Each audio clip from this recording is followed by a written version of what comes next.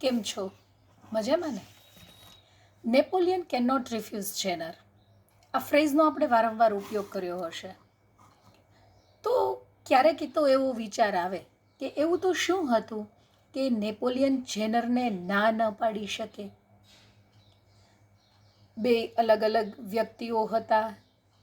Napoleon warrior હતો, Zener છે એ પોતે વૈજ્ઞાનિક હતા. તો આ બંને વચ્ચે એવું શું થયું હતું?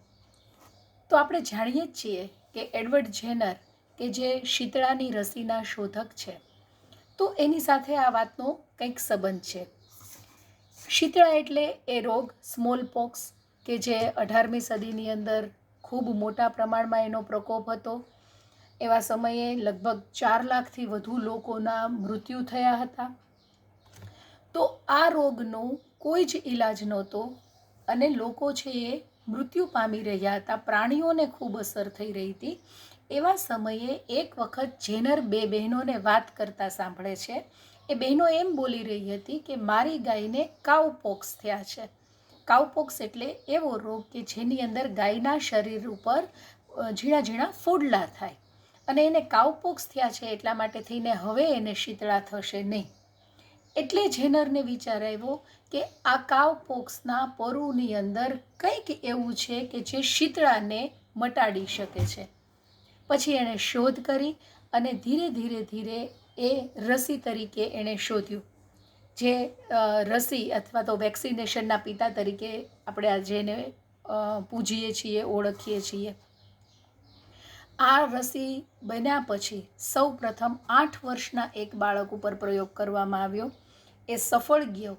પછી જેનરનો ખૂબ વિરોધ થયો, કારણ કે લોકો એને અસ્વાભાવિક માનતા હતા. લોકો માનતા હતા કે આ પ્રકૃતિથી વિરુદ્ધનું કંઈક કરી રહ્યા છે. અને પછી જેનરે પોતાના સંતાનને આ રસી આપી અને એણે લોકોનો ધીરે ધીરે ધીરે વિશ્વાસ છે એ જીત્યો. આ વિશ્વાસ જીત્યા પછી સારા એવા પ્રમાણની અંદર રસી છે એ સ્વીકારાઈ. તો નેપોલિયનનું શું કનેક્શન?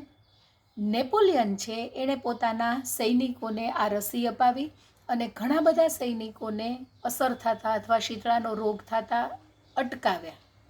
એને ખૂબ હાઈ રિગાર્ડ્સ હતા, ખૂબ એને સન્માન હતું જેનર માટે થઈને. જેનરે એક વખત 2 બ્રિટિશ નાગરિકો એની મુક્તિ માટે થઈને નેપોલિયનને વિનંતી કરી હતી. આ વિનંતી છે એ જ્યારે નેપોલિયન સુધી પહોંચી ત્યારે નેપોલિયને એમ કીધું કે હું જેનરને ના ન પાડી શકું, કારણ કે એણે માનવ જાતને આટલી મોટી ભેટ આપી છે.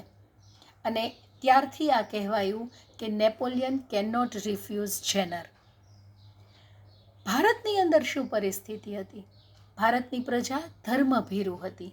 એટલે આ રોગને એક માતાજી સાથે સાંકળવામાં આવ્યો કે શીતળા માતાજી, જે સ્મોલ પોક્સ ડિઝીઝ છે એને શીતળા માતાજી તરીકે સાંકળવામાં આવ્યો અને લોકોને ધીમે ધીમે અમુક જાગૃતિ લાવવાનો પ્રયત્ન થતો.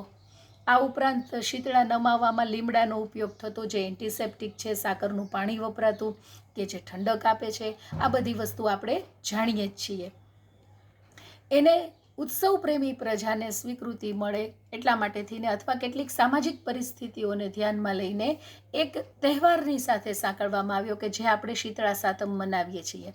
આજે પણ આપણે ચૂલા ઠારીએ છીએ, ચૂલાની પૂજા કરીએ છીએ અને સંતાનના બાળકના રક્ષણ માટે થઈને ભગવાનને પ્રાર્થના કરીએ છીએ, સ્પેશિયલી શીતળા માતાને પ્રાર્થના કરીએ છીએ. તો અત્યારે તો વેક્સિન શોધાઈ ગઈ છે. આ ટ્રેડિશન ફોલો કરવી કે ન કરવી, ખાલી કરે રાખવી કે એના તરફની સમજણ રાખવી, શું કરવું? તો આ સમયે જે કૃષ્ણમૂર્તિનું એક બહુ સરસ સ્વતંત્રતા અથવા ફ્રીડમ ઉપરનું વિધાન યાદ આવે છે. હું આપને વાંચી સંભળાવું છું. Freedom implies great intelligence, does it not? To be free is to be intelligent, but intelligence doesn't come into being by just wishing to be free.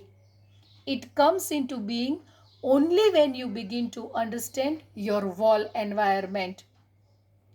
The social, religious, parental and traditional influences that are continuously closing in you.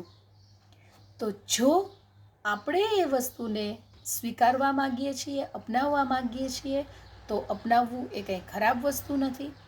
પણ કોઈ પણ ટ્રેડિશનને અથવા કોઈ પણ વસ્તુને એક dead habit તરીકે just blindly follow કરવા કરતાં એની પાછળની એક ચોક્કસ સમજણ જો આપણે ડેવલપ કરીએ તો એ તહેવારની અને એના તરફના હેતુની યથાર્થતા સાબિત થશે. Thank you.